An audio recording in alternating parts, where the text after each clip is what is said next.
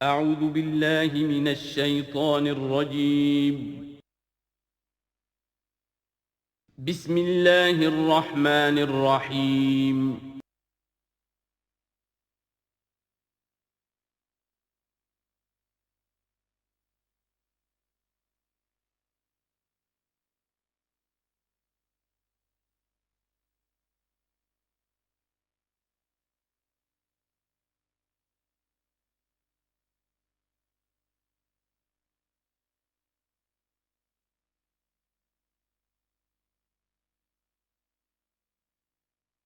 الحمدللہ وکفا والصلاة والسلام علی عباده الذین اصطفیٰ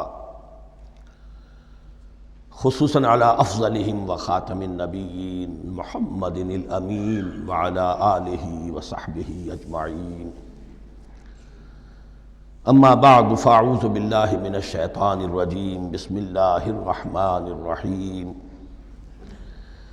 افتطمعون ان یؤمنوا لکم وقد کان فریق منہم یسمعون کلام اللہ ثم یحرفونہ من بعد ما عقلوہ وهم یعلمون صدق اللہ العظیم رب اشرح لی صدری ویسر لی امری واحلل عقدۃ من لسانی یفقہوا قولی اللہم ربنا الہمنا رشدنا واعذنا من شرور انفسنا اللہم ارنا الحق حقا وارزقنا اتباعہ وارنا الباطل باطلا وارزقنا اجتنابہ اللہم وفقنا لما تحب وترضى اللہم ربنا آنس وحشتنا فی قبورنا وارحمنا بالقرآن العظیم اللہم اجعلہ لنا اماما ونورا وہدا ورحمہ اللہم ذکرنا منہ ما نسینا وعلمنا منہ ما جہلنا وارزقنا تلاوته آناء اللیل وآناء النہار واجعلہ لنا حجتا یا رب العالمین آمین۔ اب تک ہم نے سورہ بقرہ کے 8 رکوع اور اس پر مستزاد صرف 3 آیات کا مطالعہ کیا ہے۔ آج میں چاہتا ہوں کہ ہماری رفتار قدرے تیز ہو۔ تو یہ جو سلسلہ مضمون چل رہا ہے خطاب امت سابقہ امت مسلمہ بنی اسرائیل، ان کے ساتھ خطاب کا سلسلہ سورہ بقرہ میں 5ویں رکوع سے شروع ہوا اور 15ویں رکوع کے آغاز تک چلے گا۔ یہ 10 رکوع ہیں۔ عرض کر چکا ہوں بار بار، اور اس کو میں چاہتا ہوں آپ اچھی طرح ذہن نشین کر لیں کہ اس میں سے پہلا رکوع جو ہے وہ دعوت کا ہے، وہ بہت فیصلہ کن ہے۔ یہی وجہ ہے کہ دیکھیے اس رکوع کا آغاز ہوا یا بنی اسرائیل اذکروا نعمتی التی انعمت علیکم واوفوا بعہدی اوف بعہدکم وایای فارہبون، اور خود بخود ظاہر ہو رہا ہے اسلوب کلام سے کہ اگلے رکوع سے بات کا رنگ بدل گیا ہے۔ یا بنی اسرائیل اذکروا نعمتی التی انعمت علیکم وانی فضلتکم علی العالمین واتقوا یوما لا تجزی نفس عن نفس شیئا ولا يقبل منها شفاعت ولا يؤخذ منها عدل ولا هم ينصرون۔ یہ تہدید کا انداز ہے، دھمکی کا انداز ہے۔ تو میں نے عرض کیا تھا کہ 5واں رکوع اس خطاب میں بمنزلہ فاتحہ ہے، بہت اہم ہے، اور بقیہ جو 9 رکوع ہیں ان میں بریکٹ کا انداز ہے کہ 2 آیتوں سے بریکٹ شروع ہوتی ہے، انہی 2 آیتوں پر بریکٹ ختم ہوگی۔ یہ ملامت کا خطاب ہے، اور ان کے خلاف ایک مفصل فرد قرارداد جرم جو ہے وائد کی گئی ہے، جس کے نتیجے میں وہ اس منصب سے معزول کر دیے گئے جس پر 2000 برس سے فائز تھے، اور ان کی جگہ پر اب امت محمد، نئی امت مسلمہ علی صاحب الصلاۃ والسلام، اب اس کا نصب، اس کی انسٹالیشن، اور اس کی انسٹالیشن سیریمنی کے طور پر تحویل قبلہ کا معاملہ۔ یہ ربط کلام اگر سامنے نہ رہے تو انسان کھو جاتا ہے قرآن مجید کی طویل صورتوں کو پڑھتے ہوئے کہ بات کہاں سے چلی تھی، کدھر جا رہی ہے، کیا ربط ہے، کیا تعلق ہے، سیاق کلام کیا ہے۔ اس کو میں اس لیے بار بار، حالانکہ مجھے معلوم ہے کہ وقت کم ہے، لیکن میں اس چیز کو زیادہ اہمیت دے رہا ہوں۔ اب ان 9 رکوعوں کے مضامین میں کچھ تو واقعات ہیں، تم نے یہ کیا، تم نے یہ کیا، تم نے یہ کیا۔ ظاہر بات ہے ترجمہ تو کرنا ہوگا، کچھ مختصر وضاحت بھی کرنی ہوگی، لیکن ان کے تفصیل میں جانے کی ضرورت نہیں ہے۔ لیکن آپ نے دیکھا کہ کچھ واقعات کے بعد پھر کچھ ایسے یونیورسل ٹروتھس بیان ہوئے ہیں، ایسے عظیم حقائق کہ جو ابدی حقائق ہیں، ان کا کسی وقت سے، کسی قوم سے، کسی خاص گروہ سے تعلق نہیں، وہ تو اصول ہیں، سنت اللہ ہم انہیں کہہ سکتے ہیں، یہ اللہ کے جو عام قوانین ہیں، قواعد ہیں اس کائنات میں۔ ایک تو قوانین ہے طبعیہ، فزیکل لاز، ایک مورل لاز ہے کہ جو اس دنیا میں اللہ تعالیٰ کی طرف سے کار فرما ہے۔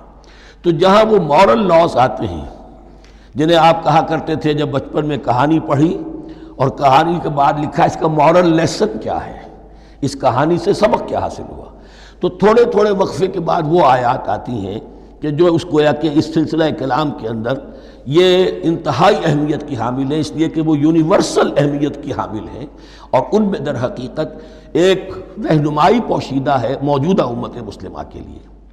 مثلا جتنا حصہ ہم اب تک پڑھ چکے ہیں ان میں سے پہلے تو وہ آیت یاد کیجئے، وَضُرِبَتْ عَلَيْهِمُ الذِّلَّةُ وَالْمَسْكَنَةُ وَبَاءُوا بِغَضَبٍ مِّنَ اللَّهِ۔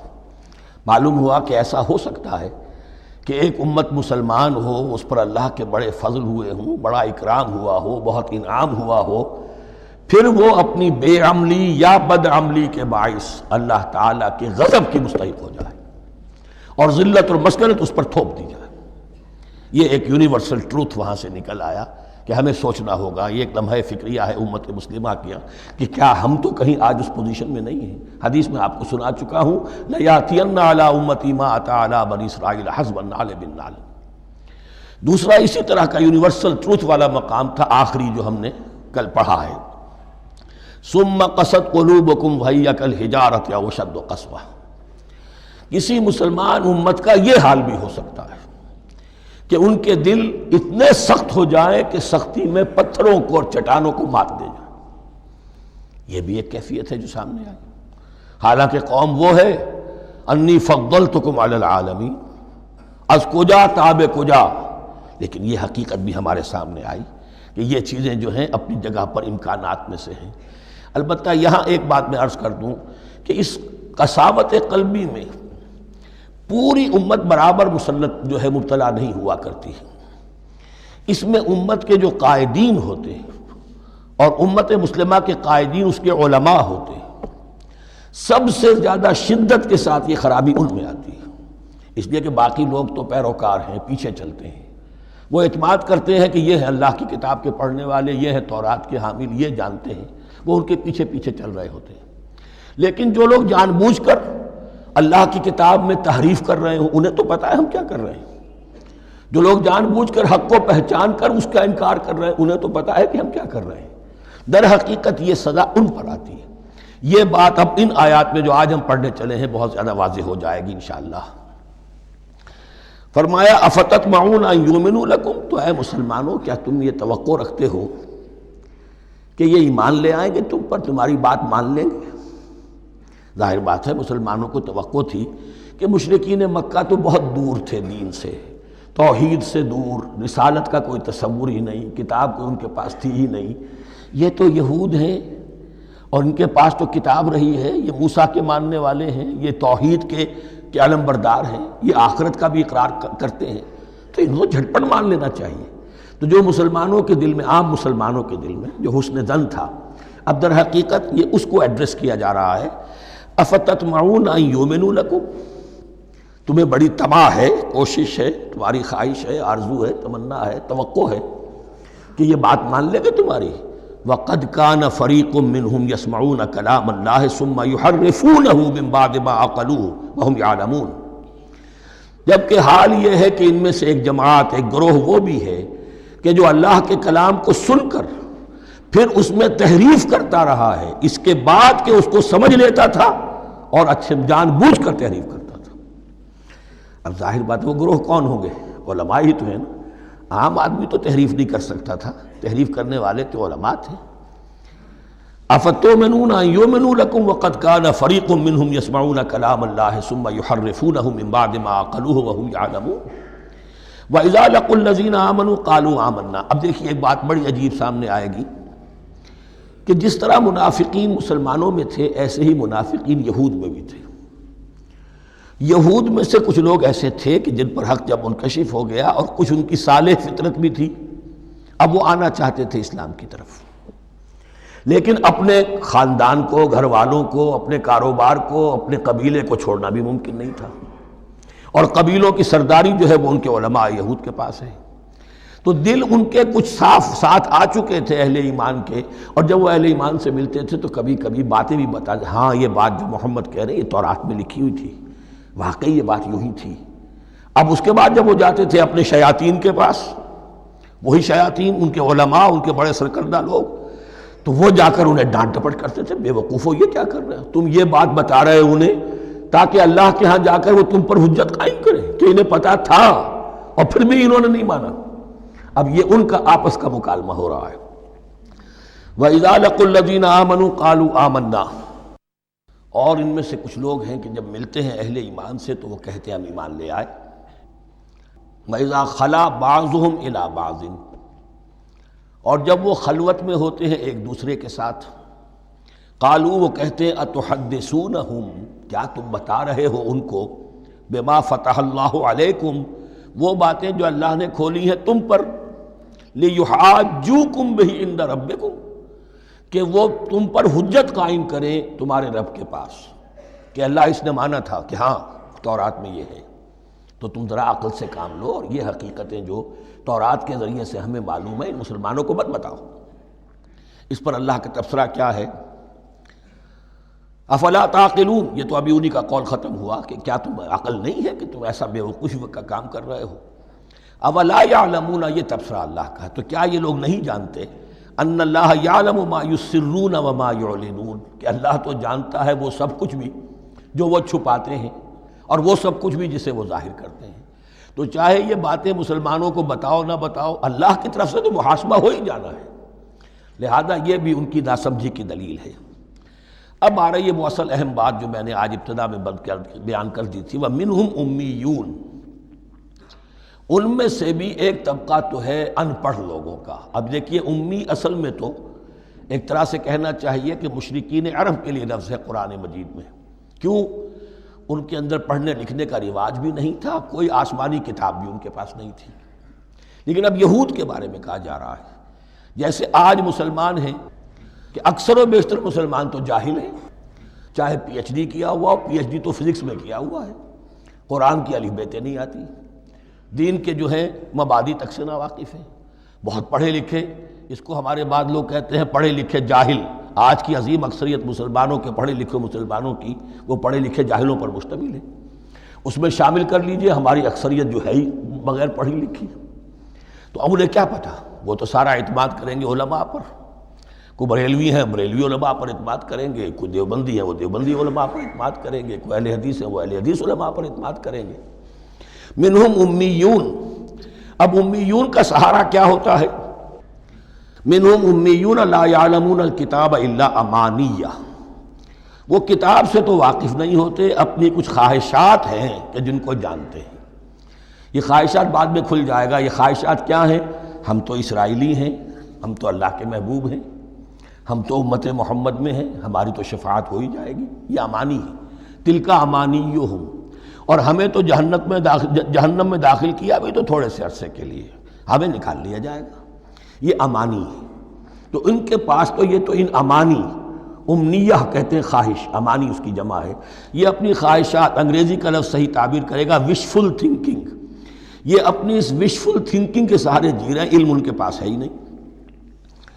وَإِنْهُمْ إِلَّا يَظُنُّونَ، اور وہ نہیں کچھ کر رہے مگر ظن و تخمین، گمان ہے، ان کے اپنے من گھڑت خیالات ہیں۔ فَوَيْلٌ لِّلَّذِينَ يَكْتُبُونَ الْكِتَابَ بِأَيْدِيهِمْ، تو اصل ہلاکت اور بربادی اور ویل کے بارے میں بعض روایات یہ بھی آئی ہیں کہ وہ جہنم کا وہ طبقہ ہے جس سے خود جہنم پناہ مانگتی ہے، سخت ترین۔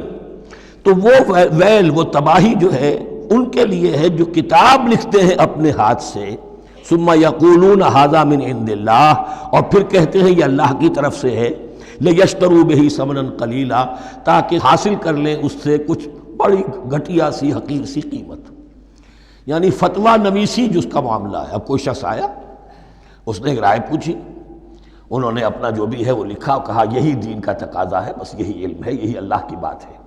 اب اس میں کتنا کچھ واقعتاً انہوں نے صحیح بات کہی ہے، کتنی ہٹ درمی سے کام لیا ہے، کتنی کسی رشوت کے مبنی کو رائے دی ہے، خود بدلتے نہیں قرآن کو بدل دیتے ہیں، ہوئے کس درجہ فقیہان حرم بے توفیق. تو یہ ان کے علماء کا کردار تھا. ثم یقولون ھذا من عند اللہ لیشتروا بہ ثمنا قلیلا فویل لہم مما کتبت ایدیہم. تو ہلاکت اور بربادی ہے ان کے لیے اس چیز سے کہ جو ان کے ہاتھوں نے لکھی. وویل لہم مما یکسبون، اور ان کے لیے ہلاکت اور بربادی ہے اس کمائی سے جو وہ کر رہے ہیں. یہ سارا دھندا جو ہے فتویٰ فروشی کا اور دین فروشی کا، اس کے لیے تباہی وہ اپنے لیے مول لے رہے ہیں. اس سے کوئی ان کو اللہ تعالیٰ کے ہاں کوئی اجر و ثواب نہیں ملے گا. وقالوا، اب یہ آگے امانی، وقالوا لن تمسنا النار الا ایاما معدودہ. وہ کہتے ہیں ہمیں تو آگ چھو ہی نہیں سکتی، ہاں گنتی کے چند دن. صرف یہ کہ دوسروں کی آنکھوں میں دھول جھونکنے کے لیے کہ کوئی اعتراض نہ کر دے، اللہ ہمیں آگ میں پھینکا جا رہا اور ان کو نہیں پھینکا جا رہا، یہ ہم سے بھی بدتر تھے کردار میں، تو شاید ان کا منہ بند کرنے کے لیے چند دن کے لیے ہمیں جہنم میں ڈال دیں گے، پھر فوراً نکال لیں. وقالوا لن تمسنا النار الا ایاما معدودہ، اور وہ کہتے ہیں کہ نہیں چھو سکتی ہمیں آگ مگر گنتی کے چند دن. قل اتخذتم عند اللہ عہدا، ان سے کہیے کیا تم نے اللہ سے کوئی عہد لے لیا ہے، کوئی قول و قرار ہو گیا ہے. فلن یخلف اللہ عہدہ، کہ تمہیں یہ یقین ہے کہ اللہ اپنے عہد کے خلاف نہیں کرے گا. ام تقولون علی اللہ ما لا تعلمون، یا تم اللہ کی طرف اس بات کی نسبت کر رہے ہو، تہمت لگا رہے ہو، جڑ رہے ہو یہ بات اللہ پر جو تم نہیں جانتے، جس کے لیے تمہارے پاس کوئی علم نہیں ہے. بلا من کسب سیئۃ، اب یہ انتہائی وہ یونیورسل ٹروتھس جو ہیں جو میں نے کہا تھا، ابدی حقائق، اس کی عظیم ترین حقیقت آ رہی ہے، نوٹ کیجئے. بلا، کیوں نہیں، من کسب سیئۃ، جس شخص نے جان بوجھ کر ایک گناہ کمایا، لیکن گناہ بڑا، کبائر، صغائر نہیں. سیئۃ، یہ اس کی جو تنکیر ہے وہ ایک کا فائدہ بھی دے رہی ہے اور تفخیم کا بھی. جس نے بھی جان بوجھ کر کسبا، ایک گناہ کمایا، فاحاطت بہ خطیئتہ، اور اس کی خطا نے اس کا گھیراؤ کر لیا. یعنی ایک ہی گناہ ہے، سود کھا رہا ہے، باقی نماز ہے، تہجد ہے، یہ ہے وہ ہے، لیکن اس ایک گناہ کی برائی بھی اتنی اس کے گرد جو ہے چھا جائے گی کہ پھر اس کی یہ ساری نیکیاں ختم ہو کر رہ جائیں. ایک گناہ. بلا من کسب سیئۃ واحاطت بہ خطیئتہ فاولئک اصحاب النار هم فیہا خالدون. اس میں ہمارے مفسرین نے یہ لکھا ہے کہ اس کی خطا کاری اتنی اس کے اوپر چھا جائے کہ ایمان کا کوئی اثر باقی نہ رہے. اور المعاصی برید الکفر، یہ علماء کے ہاں اصول ہے کہ یہ جو گناہ ہوتے ہیں یہ ڈاک ہے کفر کی. ہوتے ہوتے گناہ پر مداومت اگر اس پر چلتا ہے تو اصل میں ہوتے ہوتے ہوتا یہ ہے کہ اسے پتہ بھی نہیں ہوتا، وہ اپنے آپ کو مسلمان سمجھتا ہے، اندر سے ایمان ختم ہو چکا ہوتا ہے. دیمک کی طرح جو ہے وہ دروازے کی چوکھٹ جو ہے کھائی گئی، اوپر صرف ایک ونیئر لگا ہوا ہے جو نظر نہیں آ رہا. یہ عقل جو ہے اللہ نے دیمک کو بھی دی ہے کہ چھوٹی سی چھپٹی چھوڑ دینا تاکہ دھوکہ کھاتے رہیں لوگ گھر والے، باقی یہ کہ اندر سے کھوکھلا کر دیا. اولئک اصحاب النار، یہ آگ والے ہیں، ہم فیہا خالدون، جو اس میں ہمیشہ ہمیشہ رہیں گے. یہ ہے قاعدہ کلیہ، قرآن کا قطعی اور ابدی فیصلہ. والذین آمنوا وعملوا الصالحات، ہاں اس کے برعکس جو لوگ ایمان لائیں اور نیک عمل کریں. اب نیک عمل میں ہر شخص نے اپنا اپنا نظریہ بنا رکھا ہے. مراد نیک عمل قرآن مجید کا کیا ہے؟ دین کے سارے تقاضوں کو ادا کرنا، وہ نیک عمل ہوگا. آپ نے ایک نیکی لے لی، یتیم خانہ کھول دیا، بڑی فاؤنڈیشن بنا دی، بیواؤں کا انتظام ہو رہا ہے، لیکن کاروبار میں سودی لین دین ہے، جھوٹ ہے، فریب ہے، دھوکہ ہے، سب چل رہا ہے. تو یہ نہیں ہے. دین کے تقاضے یہ بھی ہے کہ دین کو قائم کرنے کی جد و جہد میں لگو، اس کی شرائط پوری کرو. تو فرمایا والذین آمنوا وعملوا الصالحات اولئک اصحاب الجنہ ہم فیہا خالدون، وہ ہیں جنت والے اور وہ اس میں ہمیشہ ہمیشہ رہیں گے. وَإِذْ أَخَذْنَا مِيثَاقَ بَنِي إِسْرَائِيلَ لَا تَعْبُدُونَ إِلَّا اللَّهَ، اور یاد کرو جب کہ ہم نے بنی اسرائیل سے عہد لیا تھا تم نہیں عبادت کرو گے کسی کی سوائے اللہ کے. وَبِالْوَالِدَيْنِ إِحْسَانًا، اور اس کے ساتھ دوسرا حکم، اور یہ اہم مقام ہے کہ اللہ کے حق کے فوراً بعد والدین کے حق کا ذکر قرآن مجید میں 4 مقامات پر آیا. ان میں سے ایک مقام یہ ہے وبالوالدین احسانا، والدین کے ساتھ نیک سلوک کرو گے، وذی القربیٰ اور قرابت داروں کے ساتھ بھی، والیتامى اور یتیموں کے ساتھ بھی، والمساکین اور محتاجوں کے لیے بھی، وقولوا للناس حسنا اور لوگوں سے اچھی بات کہو، اچھی بات کہو، صحیح بات کہو، امر بالمعروف کرتے رہو، نیکی کی دعوت دیتے رہو، وَأَقِيمُوا الصَّلَاةَ وَآتُوا الزَّكَاةَ اور نماز قائم کرو، قبائل قائم رکھو اور زکوٰۃ ادا کرو گے، یہ گویا کہ معاہدہ ہو رہا ہے۔ ثُمَّ تَوَلَّيْتُمْ پھر دیکھو تم نے اس سے پیٹھ موڑ لی، إِلَّا قَلِيلًا مِّنكُمْ سوائے تم میں سے تھوڑے سے لوگوں کے، وَأَنْتُمْ مُعْرِضُونَ اور تم ہو ہی پھر جانے والے، تمہاری یہ عادت گویا کہ طبیعت ثانیہ ہے۔ اب ایک خاص مثال آ رہی ہے، اس کے بعد پھر ایک بہت بڑا یونیورسل ٹروتھ آئے گا۔ مثال کیا ہے؟ اللہ نے ان سے ایک عہد لیا تھا، وَإِذْ أَخَذْنَا مِيثَاقَكُمْ ہم نے تم سے یہ عہد بھی لیا تھا، لَا تَسْفِكُونَ دِمَاءَكُمْ دیکھو اپنا خون نہیں بہاؤ گے، یعنی آپس میں جنگ نہیں کرو گے، لڑو گے نہیں، تم بنی اسرائیل ایک وحدت بن کر رہو گے، جیسے کہ قرآن مجید میں آیا ہے إِنَّمَا الْمُؤْمِنُونَ إِخْوَةٌ تم بھائی بھائی ہو، لَا تَسْفِكُونَ دِمَاءَكُمْ اپنا خون نہیں بہاؤ گے، وَلَا تُخْرِجُونَ أَنفُسَكُم مِّن دِيَارِكُمْ اور نہ ہی تم نکالو گے اپنے کچھ لوگوں کو ان کے گھروں سے۔ اب یہاں مجھے وضاحت کرنی پڑے گی ورنہ بات سمجھ میں نہیں آئے گی کہ جب حضرت یوشع ابن نون کی سرکردگی میں بنی اسرائیل نے فلسطین کو فتح کرنا شروع کیا اور سب سے پہلے جیریکو فتح کیا گیا شہر، اس کے بعد جب سارا فلسطین فتح کر لیا تو انہوں نے ایک مرکزی حکومت قائم نہیں کی، 12 قبیلوں نے 12 حکومتیں بنا لی، جیسے 12 چشمے تھے پانی کے ویسی 12 حکومتیں۔ اب ظاہر بات ہے جہاں 12 حکومتیں ہوں گی تو وہ طوائف الملوکی جس کو کہتے ہیں، آپس کی کھٹ پٹ ہوتی تھی، جنگیں ہوتی تھی، پھر ان میں سے ایک دوسرے پر حملہ کر کے وہاں کے لوگوں کو نکال باہر کرتے تھے، بھاگنے پر مجبور کر دیتے تھے، تو یہ تھی ان کی کیفیت۔ لیکن اس کے بعد پھر جب وہ لوگ چلے گئے کہیں کفار کے ملک میں چلے گئے، اب کفار نے جو ہے ان کو لا کر اور ان کے سامنے ان کے ہاں بیچنا چاہا، چونکہ غلام بن گئے وہاں جا کر یا انہوں نے غلام بنا لیا، تو اب فدیہ دے کر چھڑا رہے ہیں کہ ہمیں حکم دیا گیا ہے کہ جو بھی تمہارا اسرائیلی بھائی ہو اس کو فدیہ دے کر چھڑا لو اگر کہیں وہ اسیر ہو جائے۔ تو ایک حکم کو تو مانا نہیں اور دوسرے پر عمل ہو رہا ہے۔ حکم تو یہ تھا کہ آپس میں خون ریزی کرو ہی نہیں، وہ اس حکم کو تو توڑ دیا، لیکن بڑے متقیانہ انداز میں اب جو اس وقت اس کی وجہ سے جو غلام بن گئے یا اسیر ہو گئے اب ان کو چھڑوا رہے کہ اللہ کا حکم ہے، شریعت کا حکم ہے۔ یہ ہے وہ تضاد جو مسلمان امتوں کے اندر ہو جاتا ہے، اس پر آئے گا وہ یونیورسل ٹروتھ۔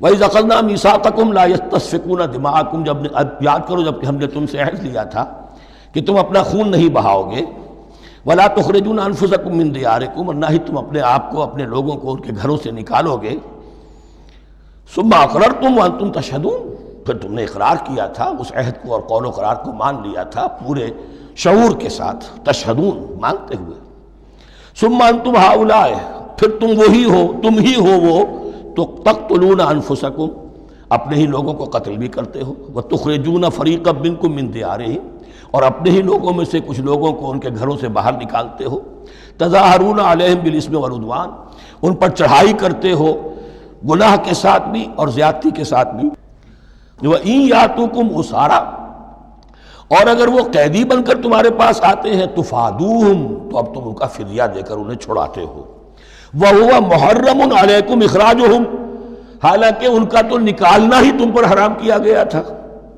اب یہ واقعہ آپ نے پڑھ لیا، سمجھ لیا، اب دیکھیے اس سے جو سبق ہے، مورل لیسن ہے جو ابدی ہے، أَفَتُؤْمِنُونَ بِبَعْضِ الْكِتَابِ وَتَكْفُرُونَ بِبَعْضٍ تو کیا تم ہماری شریعت کے ایک حصے کو مانتے ہو اور ایک کو نہیں مانتے؟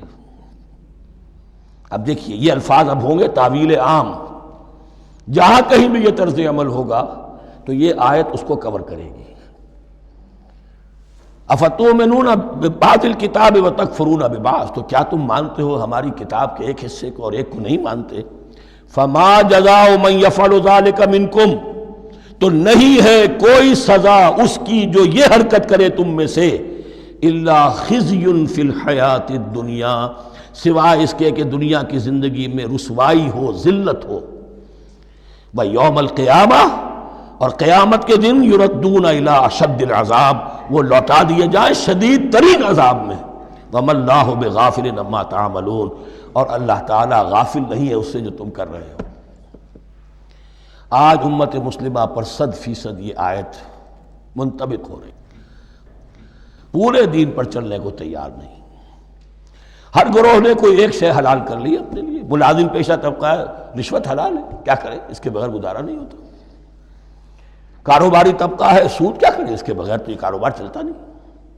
فلاں ہر ایک کے لیے، ہر ایک نے تو نیکی اور بدی کا ایک امتزاج ہے۔ کل دین جب تک وہ نہ ہو تو اس کی سزا یہ ہے خزی فی الحیات الدنیا، وہ ہمارے اوپر ہے۔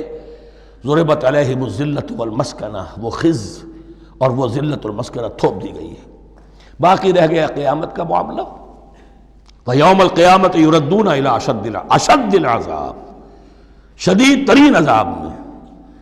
تو اپنے طرز عمل سے تو ہم اس کے مستحق ہو گئے ہیں، باقی اللہ تعالیٰ کی رحمت جو ہے دستگیری فرما لے، اس کا اختیار ہے۔ لیکن دھمکی کا پھر انداز دیکھیے، وَمَا اللَّهُ بِغَافِلٍ عَمَّا تَعْمَلُونَ، اللہ غافل نہیں ہے اس سے جو تم کر رہے ہو۔ ہر سال عمرہ فرما کے آ رہے ہیں، کس رقم سے فرما کر آ رہے ہیں یہ اللہ کو معلوم ہے، یہ حلال سے کمائی تھی یا حرام سے۔ رمضان مبارک میں حرم میں پہلی صف میں جگہ ریزرو کرائی ہوئی ہے سیٹھ صاحب نے، اور وہاں کے شرطوں کو بھی رشوتیں دیتے ہیں، اور وہ سمجھتے ہیں کہ ہم تو سارا نہا دھو کر آ گئے، سال بھر جو بھی حرام کمائی کی تھی سب پاک ہو گئے۔ اللہ نا واقف نہیں ہے، اللہ تمہاری داڑھیوں سے دھوکہ نہیں کھائے گا، اللہ تمہارے اماموں سے اور ابا اور قبا سے دھوکہ نہیں کھائے گا۔ He knows you through and through, He sees you through and through. وَمَا اللَّهُ بِغَافِلٍ عَمَّا تَعْمَلُونَ أُولَٰئِكَ الَّذِينَ اشْتَرَوُا الْحَيَاةَ الدُّنْيَا بِالْآخِرَةِ، یہ وہ لوگ ہیں جنہوں نے دنیا کی زندگی اختیار کر لی ہے آخرت کو چھوڑ کر۔ فَلَا يُخَفَّفُ عَنْهُمُ الْعَذَابُ وَلَا هُمْ يُنصَرُونَ، تو اب ان کے لیے نہ تو ان سے عذاب میں تخفیف کی جائے گی اور نہ ان کی کوئی مدد کی جائے گی۔ وَلَقَدْ آتَيْنَا مُوسَى الْكِتَابَ وَقَفَّيْنَا مِن بَعْدِهِ بِالرُّسُلِ، اور ہم نے موسیٰ کو کتاب دی تورات، اور قفینا من بعدہ بالرسل، اور پھر اس کے بعد پے بپے لگاتار ہم رسول بھیجتے رہے۔ ایک بات نوٹ کر لیجئے گا، لفظ رسول اور لفظ نبی میں کچھ فرق ہے، اس وقت تفصیل میں جانے کا موقع نہیں ہے، لیکن یہ تین جوڑے الفاظ کے ایسے ہیں قرآن مجید کی اصطلاحات کے کہ وہ تینوں مترادف کے طور پر بھی استعمال ہو جاتے ہیں اور علیحدہ علیحدہ اپنا مفہوم بھی رکھتے ہیں۔ اور اس کا ایک اصول یہ علماء نے بنایا ہے کہ اذا اجتمع تفرقا واذا تفرقا اجتمع۔ ایک ہے ایمان اور اسلام، اب یہ بھی مسلم مومن ایک ہی شے ہے، لیکن یہ کہ ایک شے تو نہیں ہے، کچھ فرق بھی ہے۔ کہیں جہاں ان دونوں الفاظ کو لایا جائے گا بالمقابل تو فرق نظر آ جائے گا، لیکن عام طور پر مسلم کی جگہ مومن، مومن کی جگہ مسلم استعمال ہو جائے گا۔ call the rose by any name it will smell as sweet۔ اس طرح جہاد اور قتال کا معاملہ ہے، دو الفاظ ہیں، مختلف ہیں، مفہوم جدا بھی ہے لیکن ایک دوسرے کی جگہ آ بھی جائیں گے۔ تیسرے نبی اور رسول، فرق ہے، ہر نبی رسول نہیں ہوتا، ہر رسول نبی ہے، یعنی نبی عام ہے، رسول خاص ہے۔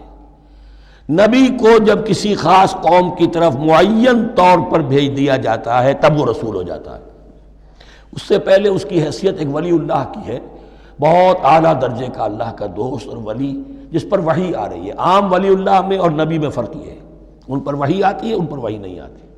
لیکن اس نبی کو اگر اب آپ بھیج دیں گے کہ جاؤ اذهب الى فرعون، اب وہ رسول ہو گئے، جاؤ اب مدین کی طرف، الى مدین اخاہم شعیبا، اب رسول ہو گئے۔ تو یہ فرق ہے نبی اور رسول کا۔ جیسے آپ کے ہاں سی ایس پی کاڈر ہے، اب وہ ڈی سی بھی لگ سکتا ہے، کہیں وہ جوائنٹ سیکرٹری لگا ہوا ہے، کہیں ناپسندیدہ آدمی ہے تو او ایس ڈی لگایا ہوا ہے کہیں، لیکن اس کا کاڈر برقرار رہے گا، سی ایس پی تو ہے وہ۔ اسی اعتبار سے ہر نبی ہر حال میں نبی ہے، لیکن اس کو اضافی کیفیت ملتی ہے رسول کی۔ اور ایک بات یہ نوٹ کر لیجئے، نبیوں کو قتل بھی کیا گیا ہے، رسول قتل نہیں ہو سکتے۔ اللہ کا فیصلہ یہ ہے کہ لاغلبن انا ورسلی، میں اور میرے رسول تو غالب آ کر رہیں گے۔ جب بھی کسی قوم نے کسی رسول کی جان لینے کی کوشش کی ہے، اس قوم کو برباد کر دیا گیا اور رسول اور اس کے ساتھیوں کو بچا لیا گیا۔ یہ معاملہ ہوا ہے اللہ کا تمام رسولوں کے ساتھ، نبیوں کے ساتھ نہیں۔ حضرت یحییٰ نبی تھے، قتل کر دیے گئے۔ حضرت عیسیٰ رسول تھے، قتل نہیں کیے جا سکتے تھے، ان کو زندہ آسمان پر اٹھا لیا گیا۔ اب وہی دوبارہ آئیں گے۔ تو رسول جو ہے وہ قتل نہیں ہوتا. اور اسی اعتبار سے حضور کی بڑی گہری تمنا تھی لَوَدِدتُّ أَنْ أُقْتَلَ فِي سَبِيلِ اللَّهِ ثُمَّ أُحْيَا ثُمَّ أُقْتَلَ ثُمَّ أُحْيَا. میری بڑی خواہش ہے میں اللہ کی راہ میں قتل ہو جاؤں، پھر زندہ کیا جاؤں، پھر قتل کیا جاؤں، پھر اللہ کی راہ میں پھر زندہ کیا جاؤں، پھر قتل کیا جاؤں. لیکن اللہ نے یہ خواہش آپ کی پوری نہیں کی، اس لیے کہ آپ اللہ کے رسول تھے. اب یہاں نوٹ کیجئے گا، یہاں لفظ رسول تو آ گیا ہے لیکن یہ نبی کے معنی میں ہے. قَفَّيْنَا مِن بَعْدِهِ بِالرُّسُلِ، اس لیے کہ رسول حضرت موسیٰ کے بعد حضرت عیسیٰ ہی ہے. درمیان میں پروفٹس ہیں، یہ prophets of the old testament, یہ انبیاء ہیں، لیکن ان کے لیے لفظ رسول آ گیا ہے. وَآتَيْنَا عِيسَى ابْنَ مَرْيَمَ الْبَيِّنَاتِ وَأَيَّدْنَاهُ بِرُوحِ الْقُدُسِ، اور ہم نے عیسیٰ کو بڑی واضح نشانیاں دیں. حصی معجزات جتنے حضرت مسیح کو دیے گئے ہیں ویسے اور کسی نبی کو نہیں دیے گئے. یہ بعد میں تذکرہ آ جائے گا سورہ آل عمران میں. اور ہم نے مدد کی ان کی روح القدس کے ساتھ، حضرت جبرائیل کی خاص تائید انہیں حاصل تھی. ظاہر بات ہے، میں نے عرض کیا ہے کہ جو معجزہ ہوتا ہے وہ کسی نبی کی اپنی طاقت سے اس کا ظہور نہیں ہوتا، رسول کی کسی طاقت سے، یا کرامت کسی ولی اللہ کے اپنے اختیار میں نہیں ہوتی، یا اللہ کی طرف سے. اور اس کے لیے ظہور جو ہوتا ہے وہ فرشتوں کے ذریعے سے. ایدناہ بروح القدس. افکلما جاءکم رسول بما لا تہوی انفسکم، اب یہاں پر تبصرہ ہو رہا ہے جو بھی کچھ یہود نے کیا حضرت مسیح کے ساتھ، وہ چونکہ معلوم ہے اس کا تذکرہ نہیں کیا، صرف اس پر تبصرہ ہو رہا ہے. تو جب بھی کبھی تمہارے پاس کوئی رسول آیا بما لا تہوی انفسکم، وہ چیز لے کر جو تمہارے جیوں کو، تمہارے من کو بھائی نہیں، اچھی نہیں لگی، استکبرتم، تم نے استکبار کیا. وہی استکبار جو عزازیل نے کیا تھا اور ابلیس بن گیا. ابا واستکبر. استکبرتم ففریقا کذبتم وفریقا تقتلون، تو کچھ کو تو تم نے صرف ان کی تردید ہی کی اور کچھ کو تم نے قتل بھی کیا. تقتلون، تو یہ انبیاء کے قتل ہو سکتا ہے. اور نمبر 2 ایک رائے یہ دی گئی ہے تقتلون جو ہے قتل تم نہیں آیا ہے، یہ فعل مضارع ہے، اور فعل مضارع کے اندر ایک فعل جاری رہتا ہے، ختم نہیں ہوتا. گویا کہ تم قتل کرنے کی کوشش کرتے رہے. بعض لوگوں کی تو جان کے درپے ہو گئے. وقالوا قلوبنا غلف، اور انہوں نے کہا ہے کہ ہمارے دل تو غلافوں کے اندر بند ہیں. یہ اس کو ملائیے پہلی آیت جو آج ہم نے پڑھی ہے، افتطمعون ان یؤمنوا لکم، تو اے مسلمانوں کیا تم یہ توقع رکھتے ہو اور چاہتے ہو کہ یہ تمہاری بات مان لیں گے؟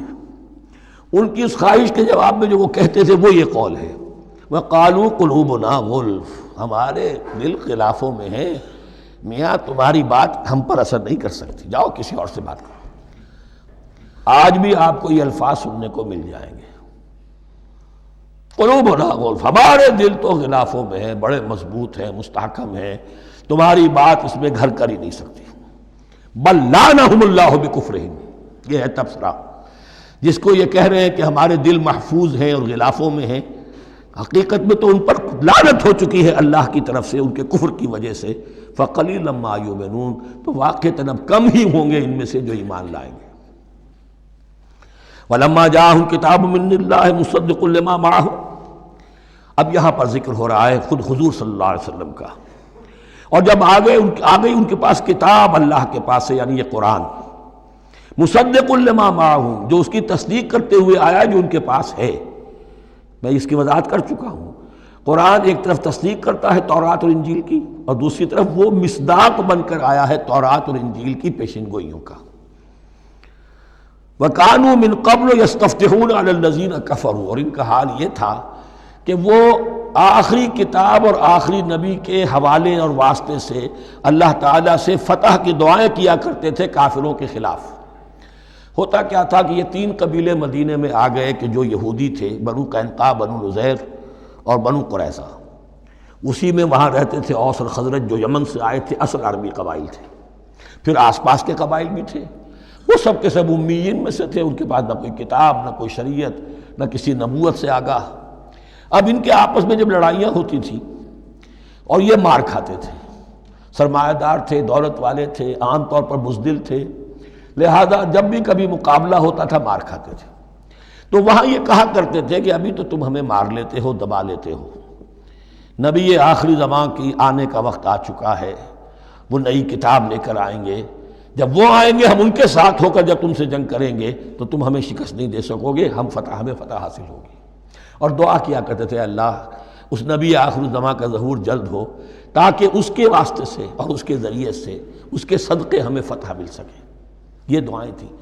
چونکہ خزرج اور اوس کے لوگوں نے ان کی یہ دعائیں سنی ہوئی تھیں، یہی وجہ ہے کہ حج میں سن 11 نبوی کے حج میں یا سن 10 نبوی کے حج میں جب وہاں پر 6 آدمیوں سے حضور نے بات کی جو خزرج کے تھے سب کے سب، انہوں نے کلنکھیوں سے ایک دوسرے کو دیکھا، معلوم ہوتا ہے یہ وہی نبی ہیں جن کا ذکر یہ یہودی کرتے ہیں، تو اس سے پہلے کہ وہ ایمان لائے تم ایمان لے آؤ۔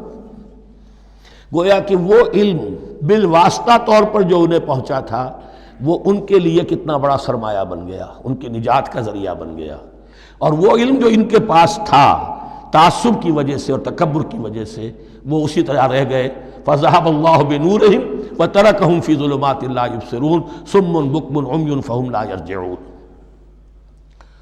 وَلَمَّا جَاءَهُمْ كِتَابٌ مِّنْ عِندِ اللَّهِ مُصَدِّقٌ لِّمَا مَعَهُمْ وَكَانُوا مِن قَبْلُ يَسْتَفْتِحُونَ عَلَى الَّذِينَ كَفَرُوا فَلَمَّا جَاءَهُم مَّا عَرَفُوا كَفَرُوا، تو جب ان کے پاس آ گئے وہ چیز جسے انہوں نے پہچان لیا پھر انہوں نے کفر کیا۔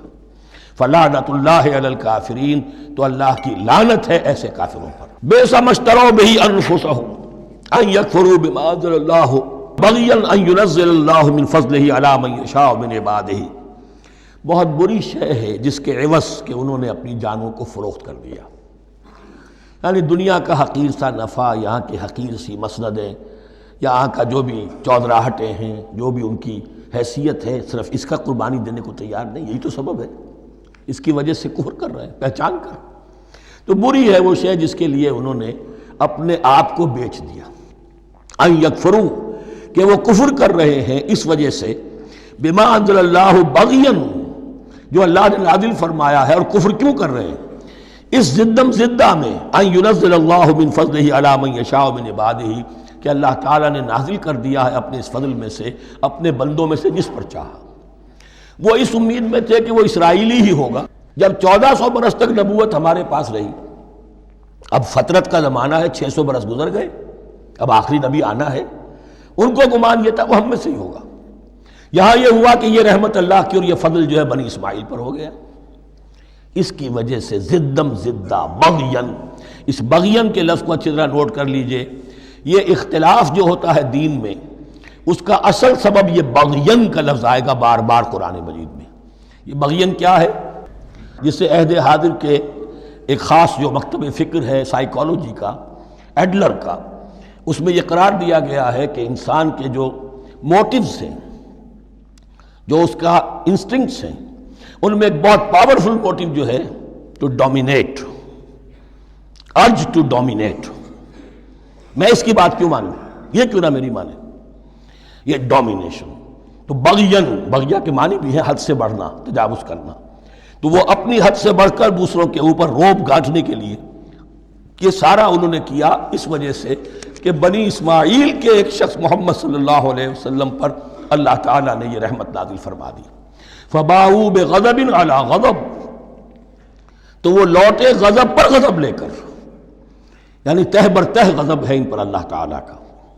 وَلِلْكَافِرِينَ عَذَابٌ مُّهِينٌ، اور ایسے کافروں کے لیے اہانت آمیز، مہین اہانت سے بنا ہے، اہانت آمیز عذاب ہے۔ وَإِذَا قِيلَ لَهُمْ آمِنُوا بِمَا أَنزَلَ اللَّهُ، اور جب ان سے کہا جاتا ایمان لاؤ اس پر جو اللہ نے نازل فرمایا، قَالُوا نُؤْمِنُ بِمَا أُنزِلَ عَلَيْنَا، ہم ایمان رکھتے ہیں اس پر جو ہم پر نازل ہوا۔ وَيَكْفُرُونَ بِمَا وَرَاهُ، اور وہ کفر کر رہے ہیں جو اس کے پیچھے ہے۔ انہوں نے انجیل کا کفر کیا، حضرت مسیح کو نہیں مانا۔ انہوں نے محمد کا کفر کیا ہے صلی اللہ علیہ وسلم، اور قرآن کو نہیں مانا۔ وَهُوَ الْحَقُّ مُصَدِّقًا لِمَا مَعَهُمْ، اور وہ کفر کر رہے ہیں حالانکہ وہ حق ہے، سچ ہے، درست ہے، اور تصدیق کرتے ہوئے آیا ہے اس کی جو ان کے پاس ہے۔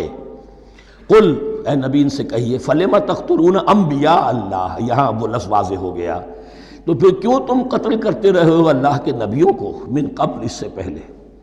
ایسے ہی حق پرست ہو، ایسے ہی جو کچھ تم پر نازل کیا گیا اس پر ایمان رکھنے والے ہو، تو تم نے نبیوں کو کیوں قتل کیا؟ تم نے زکریا کو کیوں قتل کیا علیہ الصلوۃ والسلام؟ تم نے یحییٰ کو کیوں قتل کیا علیہ الصلوۃ والسلام؟ تمہارے تو ہاتھ جو ہیں نبیوں کے خون سے آلودہ ہیں۔ فَلِمَ تَقْتُلُونَ أَنْبِيَاءَ اللَّهِ مِنْ قَبْلِ إِن كُنتُم مُؤْمِنِينَ، اگر واقعتاً تم ایمان والے ہو. وَلَقَدْ جَاءَكُم مُوسَىٰ بِالْبَيِّنَاتِ، تمہارے پاس موسیٰ آئے تھے کھلی تعلیمات لے کر، واضح معجزے لے کر. ثُمَّ اتَّخَذْتُمُ الْعِجْلَ مِن بَعْدِهِ، پھر تم نے اس کے بعد اس کی غیر حاضری میں بچھڑے کو اپنا معبود بنا لیا. وَأَنْتُمْ ظَالِمُونَ، اور تم ظالم ہو. وَإِذْ أَخَذْنَا مِيثَاقَكُمْ وَرَفَعْنَا فَوْقَكُمُ الطُّورَ، یاد کرو جب کہ ہم نے تم سے عہد لیا تھا اور تمہارے اوپر کوہ طور کو معلق کر دیا تھا. خُذُوا مَا آتَيْنَاكُمْ بِقُوَّةٍ، پکڑو اس کو مضبوطی کے ساتھ جو ہم نے تمہیں دیا ہے. وَاسْمَعُوا، اور سنو. قَالُوا سَمِعْنَا وَعَصَيْنَا، انہوں نے کہا ہم نے سنا اور نافرمانی کی. یہ ان کی ایک اور بیماری تھی، الفاظ کو ذرا سا چکر دے کر ایسے پڑھنا کہ مفہوم جو ہے بالکل بدل جائے. کوئی اعتراض کہے تو کہے گا کوئی شخص کہ اپنے کانوں کا جا کے میل نکلوائیے، میں نے تو اطعنا کہا تھا، آپ کو عصینا سننے میں آ گیا. لیکن وہ اپنے لوگ جو ہوتے تھے ان کے منافقوں کے، اور آپس میں جو ہوتے تھے وہی منافق اس وقت حضرت موسیٰ کے ساتھ کردار تو ایک ہی رہا ہے ہمیشہ سے. اس کردار کے لوگ جو ہیں یہ حرکتیں کرتے تھے، اور پھر ان سے سرزنش کی جاتی کہ بھائی ہم نے تو کہا تھا سمعنا واطعنا، آپ کے اپنی سماعت میں کوئی خلل ہوگا. قالوا سمعنا وعصینا، ہم نے سنا اور ہم نے رد کیا، نافرمانی کی. وَأُشْرِبُوا فِي قُلُوبِهِمُ الْعِجْلَ بِكُفْرِهِمْ، اور ان کے اس کفر کی پاداش میں یا کفران نعمت کی سزا کے طور پر ان کے دلوں میں بچھڑے کی محبت اور تقدس جو ہے وہ پلا دیا گیا. قُلْ بِئْسَ مَا يَأْمُرُكُمْ بِهِ إِيمَانُكُمْ إِن كُنتُم مُؤْمِنِينَ، کہیے ان سے بری ہیں یہ باتیں، برا ہے وہ جس کا کہ حکم دے رہا ہے تمہیں تمہارا ایمان کے ساتھ یہ حرکتیں. ان کنتم مومنین، اگر تم مومن ہو تو کیا ایمان کے ساتھ یہ حرکتیں ممکن ہوتی ہیں؟ قل ان كانت لكم الدار الآخرة عند الله خالصة من دون الناس فتمنوا الموت ان كنتم صادقین. پھر یہ ایک یونیورسل ٹروتھ آ رہا ہے بہت اہم، اس کو کرتے ہوئے خود انٹروسپیکشن کی ضرورت ہے پڑھتے ہوئے، کیونکہ ان کا یہ خیال تھا نحن ابناء اللہ واحباؤہ، ہم تو اللہ کے بڑے چہیتے ہیں، بڑے لاڈلے ہیں، اولیاء ہیں، ہم پسندیدہ لوگ ہیں. We are the chosen people of the lord, یہ ان کا کہنا جو ہے یہ تو ان کی بڑی کھلی بات ہے. اور ان کا کہنا ہے کہ آخرت کا گھر تو ہمارے لیے ہے ہی ہے، اٹھا لو. اب دیکھیے لٹمس ٹیسٹ ان کے سامنے رکھا جا رہا ہے، لیکن یہ لٹمس ٹیسٹ میرے اور آپ کے لیے بھی ہے. قل ان كانت لكم الدار الآخرة عند الله خالصة من دون الناس، اے نبی ان سے کہیے کہ اگر تمہارے لیے آخرت کا گھر اللہ کے پاس خالص کر لیا گیا ہے دوسرے لوگوں کو چھوڑ کر، یعنی تمہاری ریزرویشن ہو چکی ہے وہاں، تمہارے لیے تو جنت ہی جنت ہے. فتمنوا الموت ان کنتم صادقین، تو اگر تم سچے ہو تو تمہیں موت کی تمنا کرنی چاہیے، موت کی تمنا کرو. اگر اتنا ہی یقین ہے جنت میں داخل ہونے کا تو دنیا میں رہنا تم پر گراں ہونا چاہیے.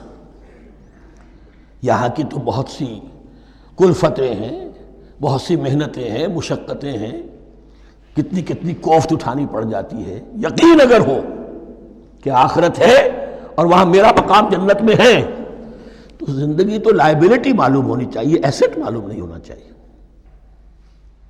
پھر تو دنیا سجن نظر آنی چاہیے، جیسا کہ حدیث میں فرمایا گیا الدنیا سجن المومن و جنت الکافر، یعنی کم سے کم یہ کہ دنیا میں زیادہ رہنے کی آرزو تو نہ ہو،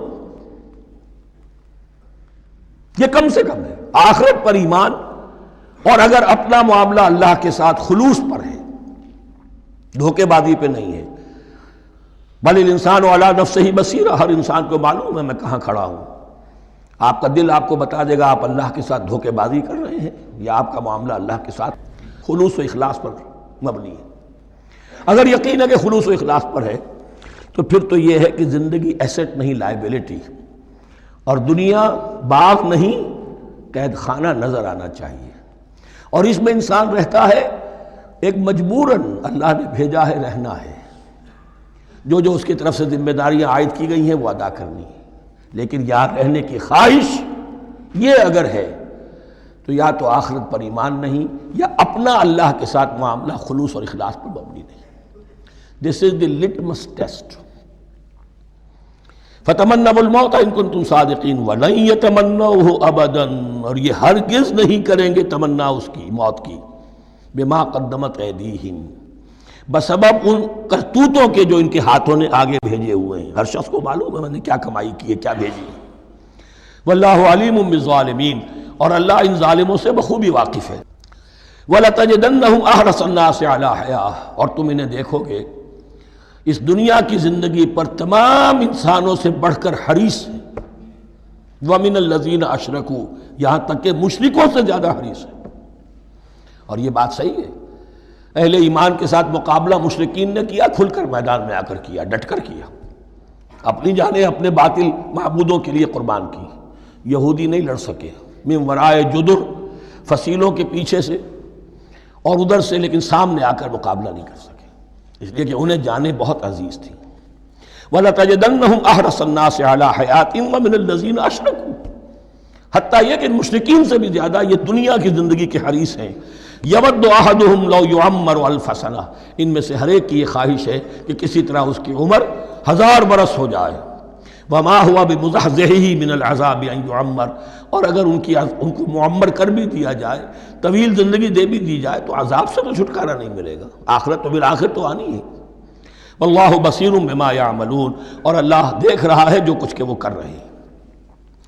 قل من کان عدوا لجبریل فإنہ نزلہ علی قلبک، اب جیسا کہ میں نے عرض کیا کہ ان کا خیال یہ تھا کہ آخری نبوت کا وقت تو قریب ہے، ہوگا وہ کوئی اسرائیلی، ہوگا ہم میں سے۔ معاملہ ہو گیا تلپٹ، اللہ نے ان کی آزمائش اتنی بڑی کر لی کہ جنہیں حقیر سمجھتے تھے، بڑی امیین ہیں، ان پڑھ ہیں، نہ ان کے پاس کتاب، نہ کوئی شریعت، نہ کوئی قانون، نہ کوئی ضابطہ، کچھ بھی نہیں، اللہ نے ان میں سے ایک آدمی کو، ایک شخص کو چن لیا۔ لہذا ان کے لیے اب ان کے اندر دشمنی پیدا ہوئی، کس سے؟ گالیاں دینے لگے حضرت جبرائیل کو، اس نے دشمنی کی ہے ہمارے ساتھ، آ تو رہا تھا پیغام ہم میں سے کسی کے لیے، لے گیا ادھر۔ اور یہ بات آپ کو شاید بڑی عجیب لگے، لیکن یہ کہ شیخ احمد سرہندی رحمۃ اللہ علیہ نے اپنے مکاتیب میں یہ لکھا ہے کہ اہل تشیع کا ایک فرقہ ایسا بھی رہا ہے، میں نہیں جانتا کہ آج بھی ہے یا نہیں ہے، جس کو غرابیہ کہتے تھے۔ غرابیہ، ان کا عقیدہ یہ تھا کہ حضرت محمد صلی اللہ علیہ وسلم اور حضرت علی رضی اللہ تعالی عنہ، ان کی ارواح بالکل ایک دوسرے کے ایسے مشابہ تھیں جیسے ایک کوا دوسرے کوے کے مشابہ ہوتا ہے، غراب کوے کو کہتے ہیں۔ تو جبریل دھوکہ کھا گئے، وہ وہی اللہ نے بھیجی تھی علی کے لیے، لے گئے محمد کے پاس صلی اللہ علیہ وسلم۔ تو یہ بات جو شیخ احمد سرہندی کی لکھی ہوئی غرابیہ فرقہ ان کا، مجھے یہ نہیں معلوم کہ اب بھی ہے یا نہیں ہے، لیکن یہ بات یہود کے ہاں جو ہے وہ موجود تھی۔ اور بات جان لیجئے، لَيَأْتِيَنَّ عَلَىٰ أُمَّتِي مَا أَتَىٰ عَلَىٰ بَنِي إِسْرَائِيلَ حَسْبَ النَّعْلِ بِالنَّعْلِ، اس کی حقیقت اور سے اور منکشف ہوتی چلی جائے گی۔ تو اب یہاں فرمایا قُلْ مَنْ كَانَ عَدُوًّا لِجِبْرِيلَ، اے نبی کہہ دیجئے جو کوئی بھی دشمن ہو گیا ہو جبرائیل کا، فَإِنَّهُ نَزَّلَهُ عَلَىٰ قَلْبِكَ بِإِذْنِ اللَّهِ، تو اس نے تو نازل کیا ہے اس قرآن کو آپ کے دل پر اللہ کے حکم سے، جبرائیل کا اپنا اختیار تو نہیں تھا۔ مُصَدِّقًا لِمَا بَيْنَ يَدَيْهِ، اور یہ تصدیق کرتے ہوئے آیا ہے اس کی جو اس کے سامنے موجود ہے، وَهُدًى وَبُشْرَىٰ لِلْمُؤْمِنِينَ، اور ہدایت اور بشارت ہے اہل ایمان کے لیے۔ اور اس کے بعد اب فرمایا جا رہا ہے کہ اللہ اور اس کے رسول اور اس کے ملائکہ یہ ایک آرگینک ہول ہیں، یہ ایک جماعت ہے، ان میں کوئی رکھنا نہیں ہو سکتا، ان میں کوئی اختلاف نہیں ہو سکتا۔ اگر کوئی جبریل کا دشمن ہے تو وہ اللہ کا دشمن ہے، اگر کوئی اللہ کے سچے رسول کا دشمن ہے تو وہ اللہ کا دشمن ہے، جبریل کا بھی دشمن ہے۔ من کان عدوا للہ وملائکتہ ورسلہ وجبریل ومیکال فإن اللہ عدو للکافرین، تو کان کھول کر سن لو، جو کوئی بھی دشمن ہے اللہ کا اور اس کے فرشتوں کا اور اس کے رسولوں کا اور جبرائیل کا اور میکائیل کا، تو اللہ تعالیٰ کی طرف سے بھی اعلان ہے کہ اللہ ایسے کافروں کا دشمن ہے۔ وَلَقَدْ أَنزَلْنَا إِلَيْكَ آيَاتٍ بَيِّنَاتٍ، اور اے نبی ہم نے آپ کی طرف نازل کر دی ہیں روشن آیات۔ وَمَا يَكْفُرُ بِهَا إِلَّا الْفَاسِقُونَ، اور انکار نہیں کرتے ان کا مگر وہی کہ جو سرکش۔ وَمَا يُضِلُّ بِهِ إِلَّا الْفَاسِقِينَ، تیسرے رکوع میں جو سورہ بقرہ کے الفاظ آئے تھے۔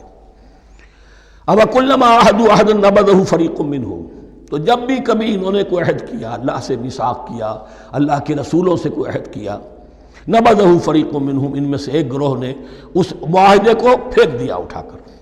بل اکثرهم لا یؤمنون، بلکہ ان کی اکثریت جو ہے ایمان سے خالی ہے، جیسا کہ حال آج امت مسلمہ کا ہے۔ مسلمان ہیں، ایمان حقیقی، ایمان قلبی، یقین والا ایمان وہ کتنوں کو حاصل ہے؟ ڈھونڈ اب ان کو چراغ رخ زیبا لے کر۔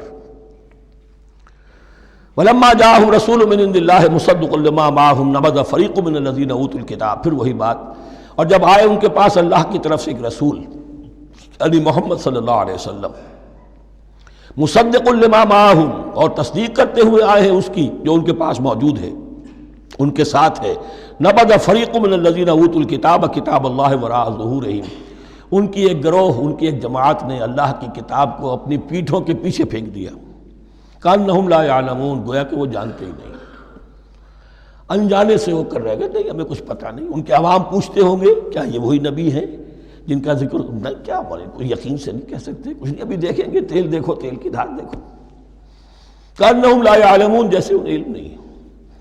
وَاتَّبَعُوا مَا تَتْلُو الشَّيَاطِينُ عَلَىٰ مُلْكِ سُلَيْمَانَ، اب ایک اور حقیقت نوٹ کیجئے، جب کسی مسلمان امت میں دین کی اصل حقیقت، اصل تعلیمات سے بہت پیدا ہوتا ہے تو رجحان کدھر ہو جاتا ہے؟ جادو، ٹونا، ٹوٹکا، تعویذ، عملیات،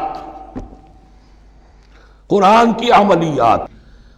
قرآن اترا تھا کسی اور کے لیے، کام کے لیے، یہ اس کو ذریعہ بناتے ہیں دشمن کو زیر کرنے کے لیے۔ محبوب آپ کے قدموں میں آ کر گرے گا، عمل قرآنی ہے، اتنے 100 روپے کا آپ لے جائیے تو مل جائے گا۔ یہ دندے ہمارے ابھی چل رہے ہیں، خوب چلتے ہیں، اور میں سمجھتا ہوں کہ سب سے زیادہ فلرشنگ کاروبار جو ہے وہ اس طرح کا ہے۔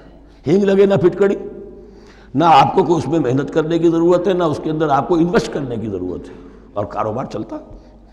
تو وہاں بھی کیا ہوا، وَاتَّبَعُوا، جب دین کی اصل حقیقت کو دور پھینک دیا، انہوں نے پیروی کی اس کی، مَا تَتْلُو الشَّيَاطِينُ عَلَىٰ مُلْكِ سُلَيْمَانَ، جو شیاطین جن جو تھے، عَلَىٰ مُلْكِ سُلَيْمَانَ سے مراد ہے عَلَىٰ عہد ملک سلیمان، حضرت سلیمان کے زمانے میں چونکہ اللہ تعالیٰ نے ان جنات کو حضرت سلیمان کے تابع کر دیا تھا، تو وہاں پر چونکہ ان کا اب جو ہے کوئی میل جول زیادہ تھا لوگوں کے ساتھ، تو وہ انہیں کچھ اس قسم کی چیزیں سکھاتے رہتے تھے، گویا کہ اندر سے تخریب کاری۔ وَاتَّبَعُوا مَا تَتْلُو الشَّيَاطِينُ عَلَىٰ مُلْكِ سُلَيْمَانَ وَمَا كَفَرَ سُلَيْمَانُ وَلَٰكِنَّ الشَّيَاطِينَ كَفَرُوا، اور سن لو، سلیمان نے کبھی کفر نہیں کیا، بلکہ یہ شیاطین تھے کہ جو کفر کرتے تھے۔ جادو کفر ہے، لیکن آپ کو نقش سلیمانی آج تک بھی لفظ ملے گا، نقش سلیمانی، آج بھی مسلمان بھی ان چیزوں کو حضرت سلیمان کی طرف منسوب کر رہے ہیں، وہ ظلم اب بھی جاری ہے۔ وَمَا كَفَرَ سُلَيْمَانُ وَلَٰكِنَّ الشَّيَاطِينَ كَفَرُوا يُعَلِّمُونَ النَّاسَ السِّحْرَ، وہ لوگوں کو جادو سکھاتے تھے۔